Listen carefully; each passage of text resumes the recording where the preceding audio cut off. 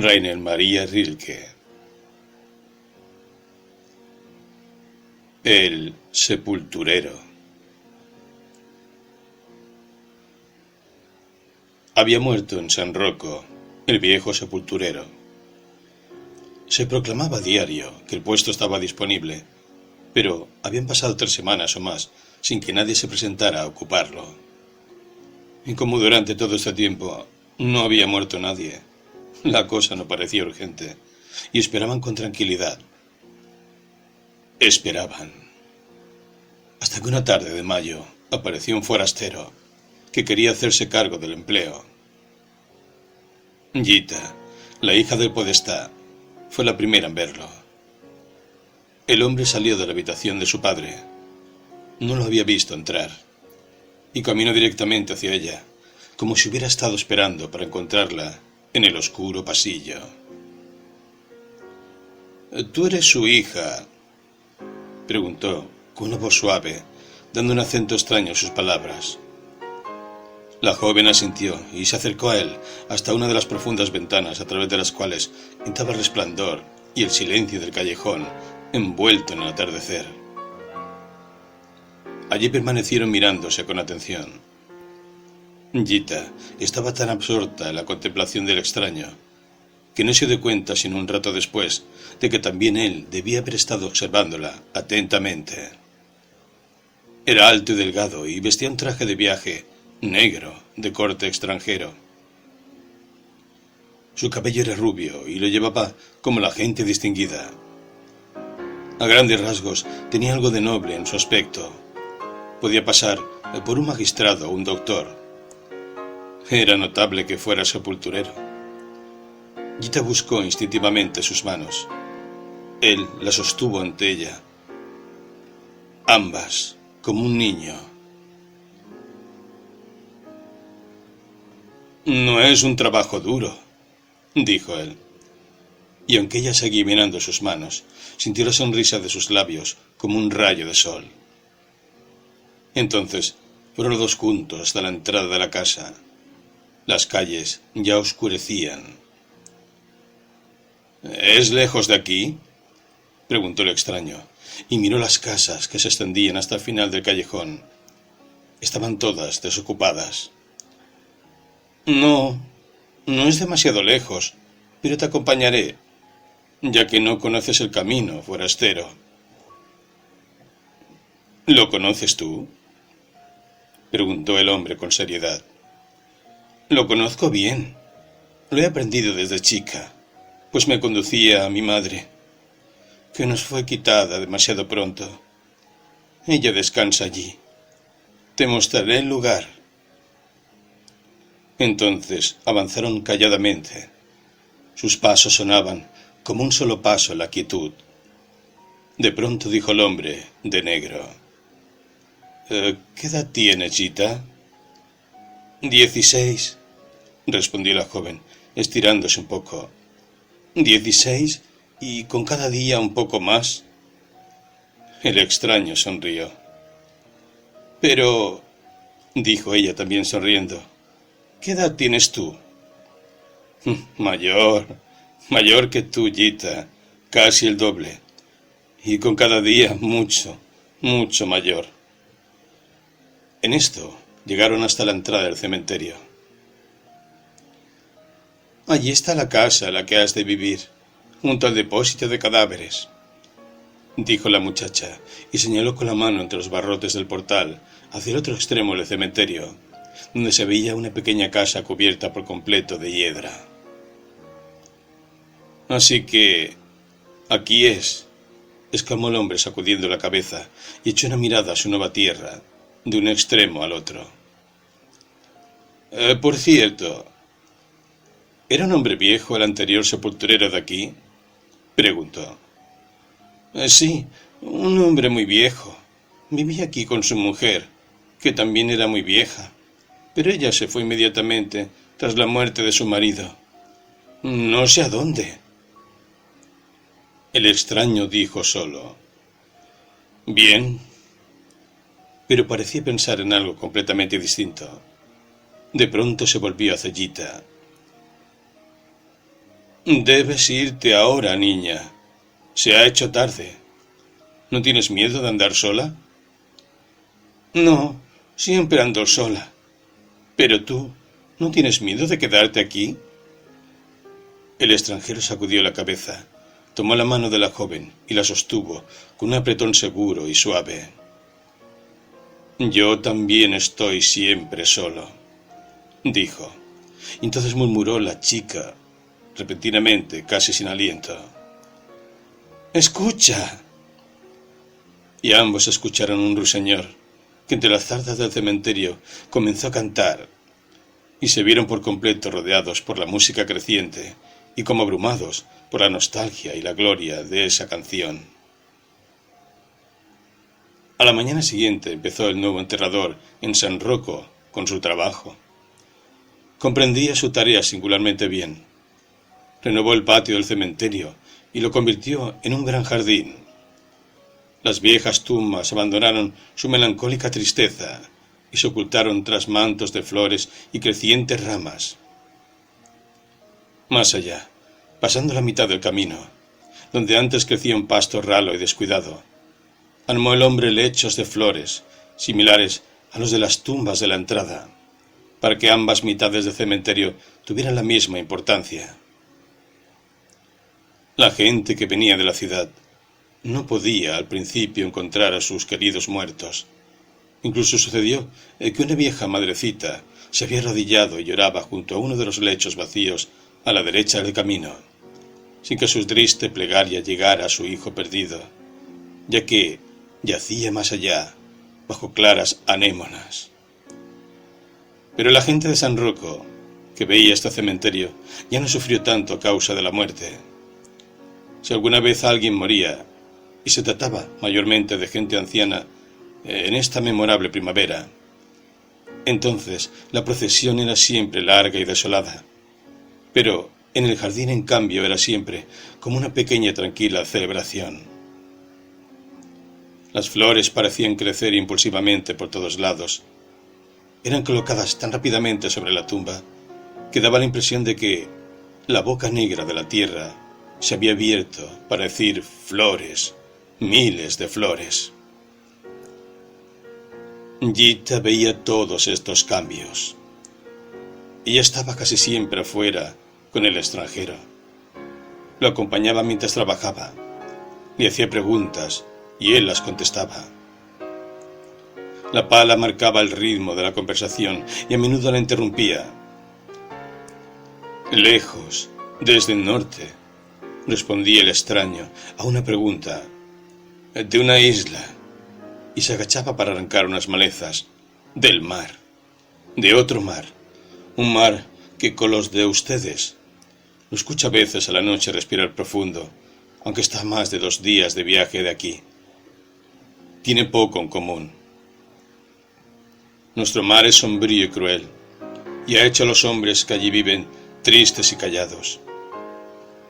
En primavera hay constantes tormentas, tormentas bajo las que nada puede crecer, así que mayo pasa desaprovechado.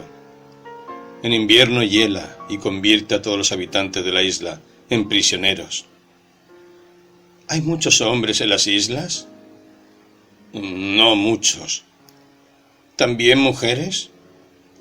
También. ¿Y niños? Sí, niños. ¿Y muertos? Y muchos, muchos muertos. Hay muchos que trae el mar y los deja por la noche en las playas. Que los encuentra no se asusta, sino que lo acepta. Lo acepta como alguien que lo sabe hace mucho tiempo.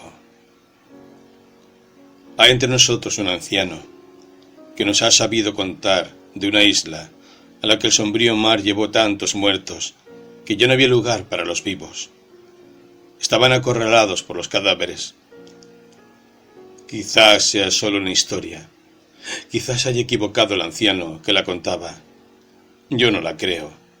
Yo creo que la vida es más fuerte que la muerte. Gita permaneció un rato callada y luego dijo: y sin embargo, mamá murió. El hombre dejó de trabajar y se apoyó en la pala. Sí, Yo también conozco una mujer que murió, pero ella lo quería. Sí, dijo la muchacha seriamente. Puedo imaginarme que la gente lo desee. La mayoría de las personas lo quieren, y juntamente mueren esos pocos que desean vivir. Son arrastrados, no se les pregunta. He recorrido mucho mundo, Gita. He hablado con muchas personas y les he preguntado desde el corazón. Pero no había ninguno entre ellos que no quisiera morir. Abiertamente, muchos decían lo contrario, y por eso su miedo se hacía más fuerte. Pero los hombres no lo dicen todo. En el fondo estaba la voluntad, el deseo callado, que caía hacia la muerte, como un fruto del árbol. Es algo que no se puede detener.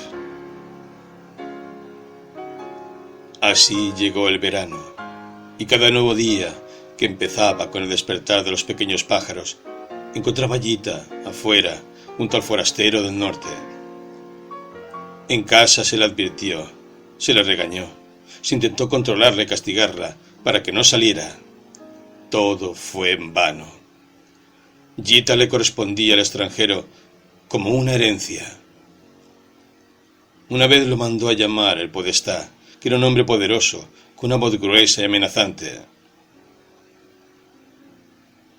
«Tiene usted una hija solitaria, señor Viñola», contestó el forastero a todos los reproches que se le hicieron, tranquilo y haciendo una pequeña reverencia. «No puedo impedirle estar a mi lado y cerca de su madre. No le he regalado ni prometido nada, ni jamás la he llamado». Esto dijo, respetuoso y seguro, y se marchó, pues, como había dicho, no había nada más que agregar. Ahora florecía el jardín, y valía la pena. Por las 4 esquinas crecía el trabajo que se le había hecho, y a veces se podía cerrar temprano y sentarse en el pequeño banco que estaba delante de la casa y contemplar el atardecer suave y sublime. Entonces preguntaba Gita, y el estaño respondía, y entre tanto había largas pausas silenciosas. «Hoy quiero contarte sobre un hombre al que se le murió su amada esposa», empezó una vez el extraño, tras una de tales pausas. Sus manos temblaban, una envuelta en la otra. Era otoño, y él sabía que ella moriría. Los médicos lo decían, aunque pudiera ser que se equivocaran, pero la misma mujer lo decía antes que ellos, y ella nunca fallaba. ¿Quería ella morirse?, preguntó Gita, pues el hombre había hecho una pausa. Ella quería, Gita. Ella quería algo distinto que la vida. Siempre había tenido mucha gente alrededor. Quería estar sola. Sí, eso era lo que quería. De chica, nunca había podido estar sola como tú. Y cuando se casó, supo que estaba sola. Y ella quería estar sola, pero no saberlo. ¿No era bueno su marido? Era bueno, Gita, pues la amaba y ella a él. Y sin embargo, ellos no se tocaban. Las personas están terriblemente lejos unas de otras, y aquellos que se aman suelen estarlo mucho más. Se arrojan todas sus cosas el uno al otro y no las atrapan, y queda todo tirado entre ellos, y se amontona hasta que les impide verse el uno al otro o acercarse. Pero yo quería contarte de la mujer que murió. Ocurrió una mañana, y el hombre, que no había dormido, se sentó a su lado y la vio morir. Ella se enderezó de pronto, levantó la cabeza, y su vida entera pareció ocurrir en su rostro, y se había acumulado, y allí estaba como cientos de flores en su semblante. Y la muerte vino, y las arrancó de un manotazo. Las arrancó como de arcilla blanda, y dejó su rostro completamente desnudo, otra vez largo y delgado. Sus ojos seguían abiertos y sobresalían. Si los cerraba, serían como caparazones que llevan un molusco muerto. Y el hombre, que no podía soportar que los ojos, que ya no podían ver, siguieran abiertos, cortó del jardín 2 pimpollos duros y tardíos y los dejó sobre los párpados, como carga. Entonces quedaron los ojos cerrados, y él se sentó y miró largamente el rostro muerto. Y cuanto más lo miraba, veía con mayor nitidez que suaves olas de vida bañaban aún los bordes de su rostro y se retiraban lentamente. Él se acordó oscuramente de haber visto esas olas en su rostro en una hora hermosa y supo que su verdadera vida era esa que él no había llegado a conocer del todo. La muerte no se le había quitado. Se había dejado engañar por tantas cosas que habían surgido en su rostro. Esas eran las flores que había cortado, junto con el suave contorno de su perfil. Pero la otra vida seguía en ella. Un rato antes había inundado sus quietos labios, y ahora se retiraba, flotaba en silencio, y se reunía con su roto corazón. Y el hombre que había amado a esta mujer, amado irremediablemente, como ella a él, sintió un inefable anhelo de atrapar esta vida que a la muerte se le había escapado. No era él el único que podía hacerlo, el heredero de sus flores y libros y de los suaves vestidos que seguían teniendo el olor de su cuerpo. Pero no sabía cómo retener esa tibieza que flotaba tan implacablemente sobre sus mejillas. ¿Cómo atraparla? ¿Con qué sacarla? Buscó la mano de la muerta que yacía sobre la cama, abierta y vacía como la cáscara de un fruto descorazonado. El frío de esta mano era mudo y uniforme, y daba la sensación de ser algo que hubiera estado toda la noche olvidado bajo el rocío, para ser secado luego en el frío y rápido viento matutino. Entonces se movió algo súbitamente en el rostro de la muerta. El hombre miró tenso. Todo estaba quieto. Pero de pronto palpitó el capullo que estaba sobre el ojo izquierdo. Y el hombre vio que también la rosa del derecho estaba más grande y seguía creciendo. El rostro se acostumbró a la muerte, pero las rosas brotaron como ojos que miraban hacia otra vida.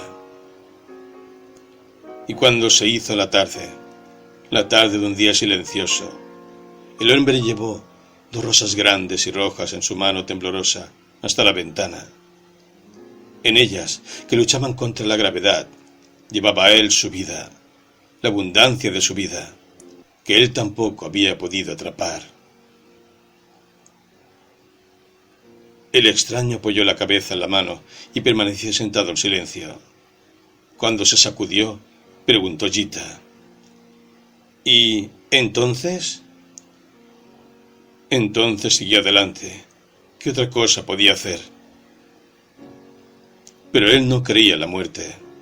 Solo creía que las personas no pueden acercarse unas a otras, ni los vivos ni los muertos. Y esa es su desgracia, no que ella haya fallecido. Sí, eso lo sé yo también, que uno no puede ayudar, dijo Gita con tristeza. Yo tenía un pequeño conejito blanco, que era completamente manso y no podía estar sin mí. Y luego enfermó. Se le hinchó el cogote y sufría como un ser humano. Y me miró y me rogó.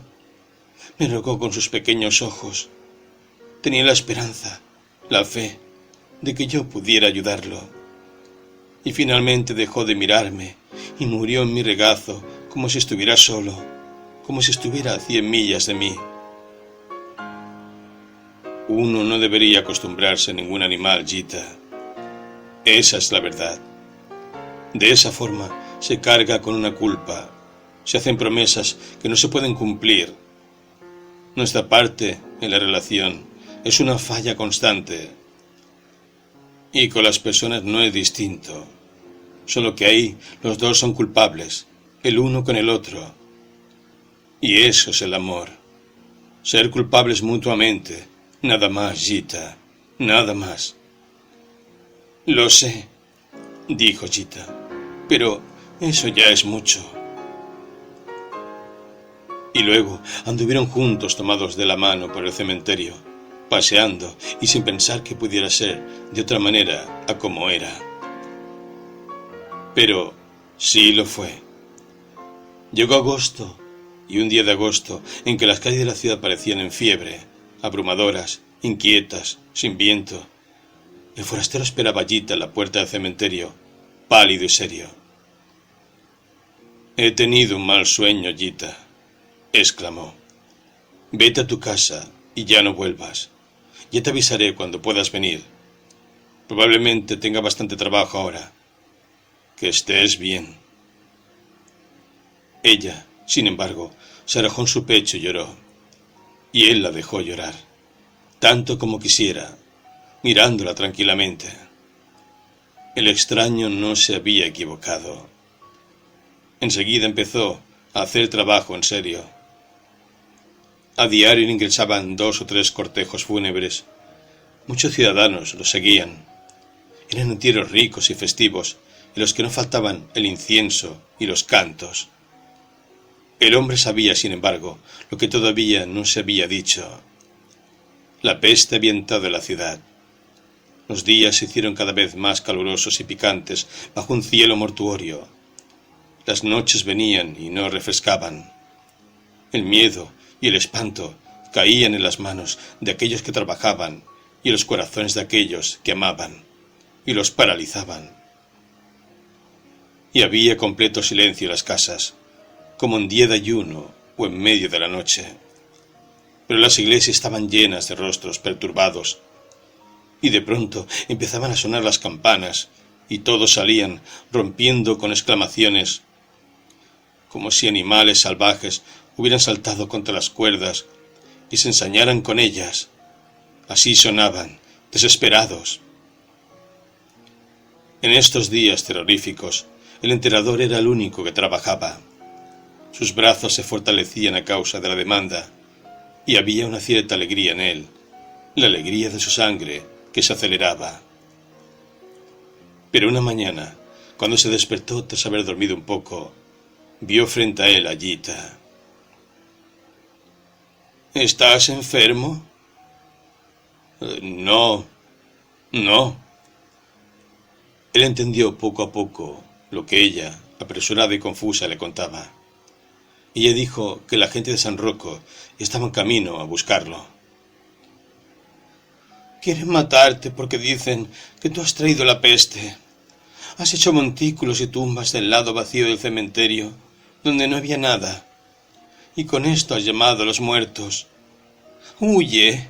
¡Huye!», rogó Gita, y se echó apasionadamente en sus rodillas, como si cayera de lo alto de una torre. Y en el camino ya se veía una mancha oscura que se hinchaba y se acercaba. La polvareda avanzaba, y del murmullo ahogado de la multitud se escapaban ya algunas palabras fuertes y amenazas. Gita se levantó y cayó de nuevo de rodillas, y quiso arrastrar con ella al forastero.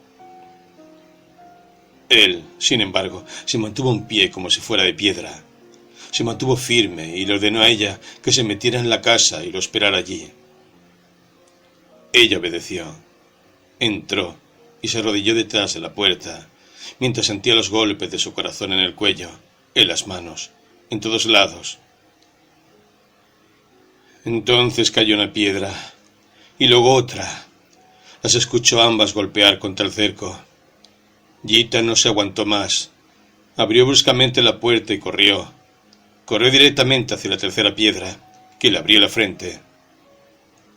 El extraño la atajó cuando caía y la llevó adentro de la pequeña y oscura casa. Y el pueblo gritando llegó ante el cerco bajo, que no podía protegerlos. Pero entonces ocurrió algo inesperado, temible. El pequeño escribiente calvo, Teófilo, se colgó de pronto de su vecino, el herrero de la callejuela de Santa Trinità. Él se tambaleó y sus ojos se revolvieron de una manera particular. Y en ese momento, un muchacho en la tercera fila empezó a temblar, y detrás de él gritó una mujer, una embarazada, Gritó y gritó, y todos conocían esos gritos, y se chocaban unos contra otros, locos de miedo.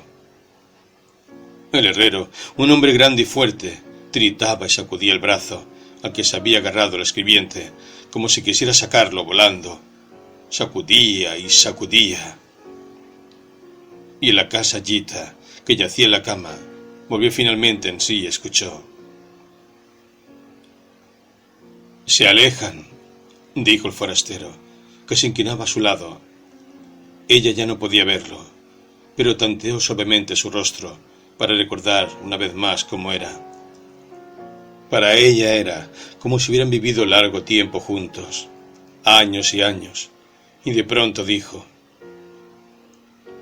«El tiempo no importa, ¿verdad?». «No», dijo él. «Gita, el tiempo no importa». Él entendió lo que había querido decir, y ella murió. Y la enterró en una tumba en medio del camino, en el brillante y suave césped. Y vino la luna, y fue como si la hubiera enterrado en plata, y la dejó sobre flores y la cubrió con flores. «Tú, amada», dijo, y permaneció un rato en silencio. Pero luego se levantó enseguida, ya que tenía miedo de la quietud y la meditación, y empezó a trabajar. Todavía quedaban 7 ataúdes sin enterrar. Habían llegado al cementerio en el curso del día, sin mucho cortejo, aunque en uno de ellos, particularmente amplio y de roble, estaba Giambattista Vignola, el podestá.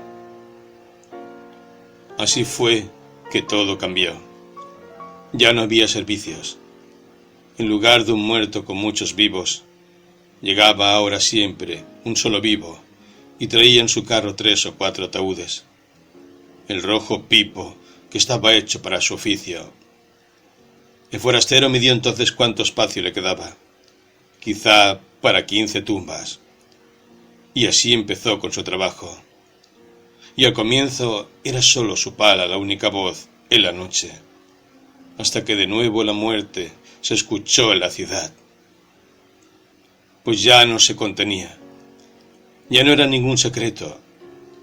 Cuando llegaba la enfermedad, o simplemente el miedo de ella, la muerte gritaba y gritaba hasta el final. Las madres temían a sus hijos. Nadie reconocía al otro, como la tremenda oscuridad. Algunos desesperados hacían orgías y cuando empezaban a tambalear, arrojaban a las prostitutas borrachas por la ventana, por miedo de que se hubieran agarrado a la peste. Pero el forastero seguía cavando tranquilo. Tenía la sensación de que mientras él fuera el amo allí, entre estas 4 esquinas, mientras él pudiera ordenar el lugar, construir y al menos por fuera, al menos mediante flores y lechos, darle un sentido a esta demencia y reconciliarla con la tierra, entonces la otra no tendría derecho, y podía ser que llegara un día en que la otra se cansara y renunciara. Entretanto, 2 tumbas ya estaban listas, pero ella ya llegaba. Risas, voces y un carro arrastrándose. Este estaba cargado y cargado de cadáveres. El rojo Pipo había encontrado compañeros para que lo ayudaran, que sostenían ansiosos y a ciegas la abundante carga y tironeaban de uno que parece resistirse, hasta que por fin lo tiraron en el borde del cementerio, y luego otro. El extraño permaneció quieto, hasta que el cuerpo de una joven, desnuda y ensangrentada, con los cabellos desordenados, le cayó ante los pies. Esto le impulsó a salir de nuevo a la noche, y quiso continuar con su trabajo, pero los borrachos no estaban dispuestos a dejarse ordenar. Siempre aparecía de nuevo el rojo Pipo. Levantaba la lisa frente y arrojaba otro cuerpo por sobre el cerco. Así, los cadáveres se amontonaban en torno al callado trabajador. ¡Cadáveres! ¡Cadáveres! ¡Cadáveres! La pala se movía cada vez con mayor dificultad. Las manos de los muertos mismas parecían estar dispuestas a impedirlo. En eso, el forastero se detuvo. En su frente se veía el sudor. En su pecho algo luchaba. Entonces caminó hacia el borde del cerco, y como, de nuevo, la roja y redondeada cabeza de Pipo se levantaba, esgrimió, con un amplio movimiento, la pala. Sintió cómo golpeaba y siguió mirando, mientras se retiraba, negro y mojado. La arrojó luego con fuerza y hundió la frente, y avanzó de nuevo hacia su jardín en la noche, un hombre derrotado, uno que había llegado demasiado pronto, excesivamente pronto.